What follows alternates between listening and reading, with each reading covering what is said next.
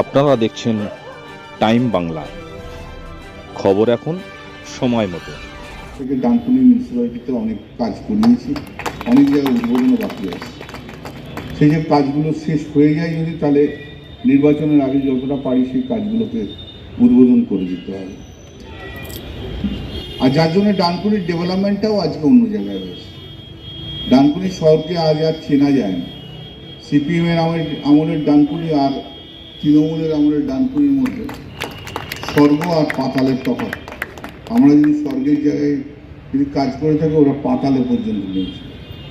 কতদিন মিউনিসিপ্যালিটি চালিয়েছে সিপিএম, পঞ্চায়েত চালিয়েছে, কিছুই করতে পারেনি। আমাদের কোনো দ্বিধা নেই যে চণ্ডীতলা বিধানসভা কেন্দ্র থেকে আমাদের তৃণমূল কংগ্রেসের প্রার্থী এবারও রেকর্ড ভোটে জিতবে, সে সম্বন্ধে কোনো দ্বিধা নেই।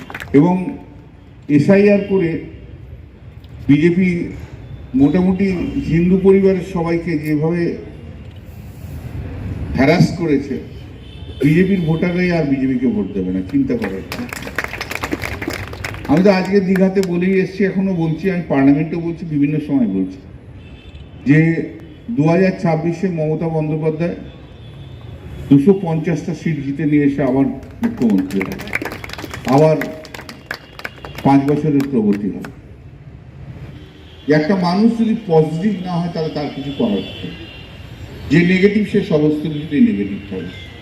আর যে মানুষ পজিটিভ সে মানুষ অনেক দুর্বহ কাজও করতে পারে, অনেক শক্ত কাজও তারা করতে পারে। সেটাই আমাদের একমাত্র পরিকল্পনা, পথ যাই বলুন না কেন, আমরা সেইভাবেই এগোচ্ছি। ডানকুনির মানুষ আমাদেরকে বারবার আশীর্বাদ করেছে, তাই আমরা করতে পেরেছি।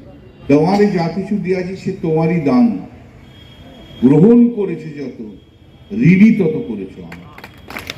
আপনারাই আমাদের ওপর আশীর্বাদ করেছেন, আমরা প্রতিজ্ঞাবদ্ধ আপনাদের সময়কার কাজ করার জন্য। তবে আমাদের এটা কর্তব্য, আমরা চিরকৃতজ্ঞ যে আপনারা আমাদের এই সুযোগটুকু দিয়েছেন, তাই জন্য আমরা চিরকৃতজ্ঞ রয়েছি। আরও ভরসা করবেন, আরও আশীর্বাদ করবেন, আরও বিশ্বাস করবেন। এই যে ডানকুনি মিউনিসিপ্যালিটির বিল্ডিং আজ তৈরি হয়েছে,